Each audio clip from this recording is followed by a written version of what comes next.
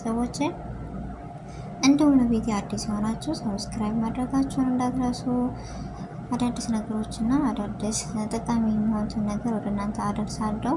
ላይክ፣ ሼር፣ ኮሜንት እያደረጋችሁ አበረታቱኝ። የነባር ቤተሰቦችንም ከልብ ነው የማመሰግነው። እና ሀገራችን ያለችበት ነገር በጣም አሳሳቢ እና አስጊ ሁኔታ ነው ያለችው። ሁላችንም በዱዓ በጸሎት እንበረታ ይገባል። በቻልነው አቅም ድምጽ መሆን መቻል አለብን።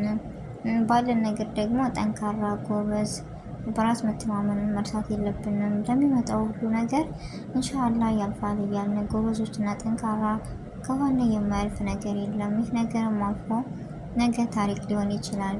ስለዚህ ለነገሮች አብዛኛው በውጭ የሚገኙ ኢትዮጵያውያኖች በጭንቀት በሀሳብ በቃ በሁሉ ነገር ነገሮች አስጠልፏቸው ተስፈኛ ቢስ ሆነው ነው የሚገኙት። ነገር ግን ቢሆንም ነገ ዛሬ ነገ አይደለም፣ ነገ ዛሬ አይደለም ነው እያልን ህይወት ውጣ ውረዶችን ታስተምራናለች። ውጣ ውረዶችን ብዙ ፈተናዎችን ትገጥመናለች እና ዛሬም ይሄ ነገር አልፎ ነገ ተረት ሆኖ የምናወራበት ይሆን።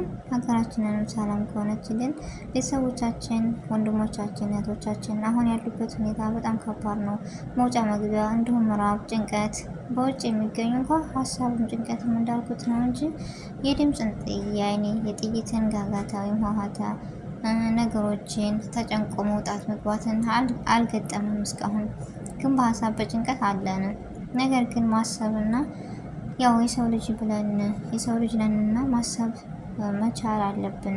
ቢሆንም ግን አላህ የቀደረው ነውና የሚሆነው። ሁላችንም በዱዓ እንበርታ፣ ጠንካራ ጎበዞች ከሆነ እንዳልኩት የሚመጣውን ነገር በሂደት በተስፋ መቀበል ግድ ይለናል።